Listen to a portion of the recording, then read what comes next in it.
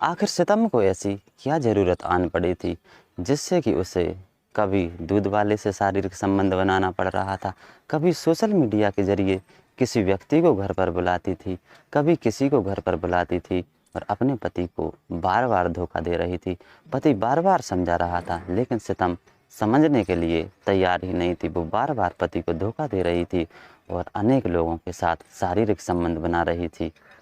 नमस्ते दोस्तों, स्वागत है आपका अपने यूट्यूब चैनल में। तो दोस्तों, कैसे हैं आप सभी लोग? आशा करता हूं आप सभी लोग बिल्कुल ठीक होंगे और स्वस्थ होंगे। दोस्तों, ये जो मैं आप लोगों के लिए कहानी सुना रहा हूं, ये कहानी है पूर्णिया बिहार की। तो दोस्तों, एंड तक बने रहिए और सुनते रहिए ये कहानी।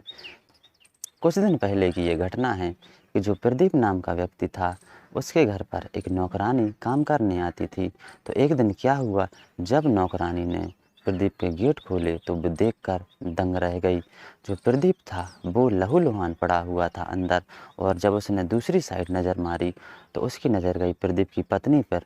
वो भी खैर होश पड़ी थी। दोस्तों, जब जो नौकरानी थी उसने वहाँ पर चिल्लाना शुरू किया तो आस पड़ोस के लोग भी इकट्ठा हो गए और लोग देखने लगे कि ये क्या हुआ। लोगों ने प्रदीप की नब्ज़ टटोली तो पाया कि प्रदीप की मौत हो चुकी है, लेकिन जो प्रदीप की पत्नी थी उसकी नब्ज़ देखी तो उन्हें लगा कि ये ज़िंदा है और इसे अस्पताल में तुरंत ले जाना चाहिए।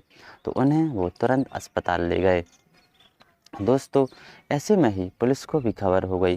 तो पुलिस आई और पुलिस ने छानबीन शुरू की।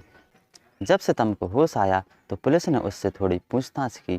तो सितम ने ऐसी ऐसी बातें बताईं जिससे कि पुलिस का शक और गहराने लगा कि ये सारी घटना को अंजाम इस सितम ने ही दिया है। लेकिन पुलिस के पास कोई ठोस सबूत नहीं थे जिससे कि वो सितम को अरेस्ट कर सके। इतने में ही जो प्रदीप था उसका मामा आया, जिसका नाम शिवानंद था, और उसने ऐसी ऐसी बातें बताईं जिससे कि पुलिस भी चौंक गई।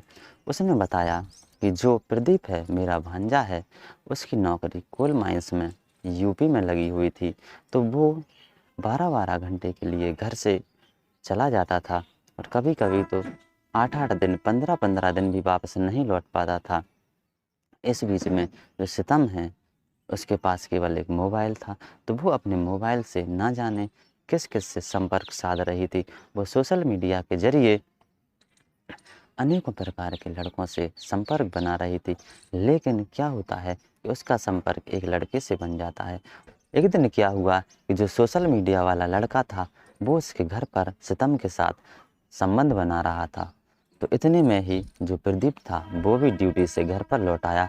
उसने इसे रंगे हाथ पकड़ लिया, लेकिन प्रदीप इतना अच्छा था कि उसने सितम को ना मारा, ना पीटा और ना उसको तलाक दिया। उसे एक बार समझाया कि ये जो तुम कर रही हो वो बिल्कुल गलत कर रही हो। तो उस समय तो जो सितम थी उसने कह दिया कि मैं अब आज के बाद ऐसा नहीं करूँगी, आपको अब कभी भी धोखा नहीं दूँगी। तो दोस्तों, जो प्रदीप था वो उसकी बात मान गया, लेकिन जो प्रदीप था उसने सारे घर में दूसरे ही दिन सीसीटीवी कैमरे लगवा दिए। तो जो सितम थी उसने लड़ाई झगड़ा शुरू कर दिया कि तुम्हें क्या मुझ पर इतना भी भरोसा नहीं है अब, कि तुम मेरे लिए सीसीटीवी कैमरे लगवा रहे हो मुझे पकड़ने के लिए। मैं बिल्कुल सुधर चुकी हूँ। तो प्रदीप चलो मान गया कि अभी सुधर चुकी होगी, तो उसने सारे सीसीटीवी कैमरे निकलवा दिए। लेकिन जो सितम थी वो यहीं पर नहीं मानी। जो प्रदीप था उसने सोचा कि चलो उत्तर प्रदेश तो दूर पड़ता है बिहार से, क्यों ना हम बिहार में ही कोई बिज़नेस कर लें। तो उसने बिहार में ही हार्डवेयर की दुकान चालू की, और जब वो दुकान पर निकल जाता था तो सितम ने फिर से एक उसको धोखा देने की प्लानिंग चालू की। जो दूध वाला था, जो दूध वाला बांध रखा था, अब वो उसी से संपर्क साधने लगी, दूध वाले को अपने जाल में फंसाने लगी। दोस्तों, कुछ दिनों तक तो प्रदीप को कुछ पता नहीं चला, लेकिन एक दिन प्रदीप ने फिर से उसे दूध वाले के साथ रंगे हाथ पकड़ लिया।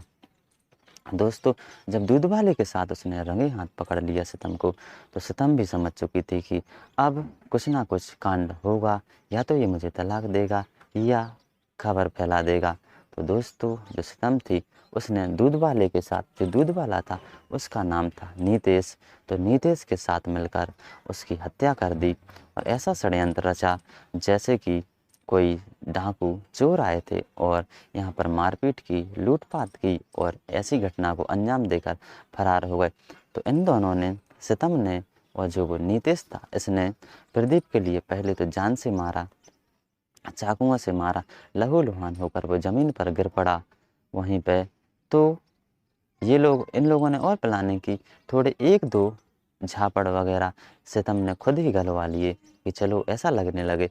जब मैंने बीच बचाव किया तो उन चोरों ने मेरे साथ भी मारपीट की और मैं गैर-होश हो गई। तो दोस्तों, जब वो नौकरानी आई और उसने ये सारा देखा तो वो दंग रह गई और जब उसने पुलिस को खबर दी और जब पुलिस ने सितम से पूछताछ की तो सितम ने सब कुछ बिल्कुल उगल दिया कि ये घटना मैंने ही करवाई, क्योंकि मुझे ऐसा लगने लगा था कि अब जो मेरा पति है मुझे तलाक दे देगा या मुझे बदनाम कर देगा।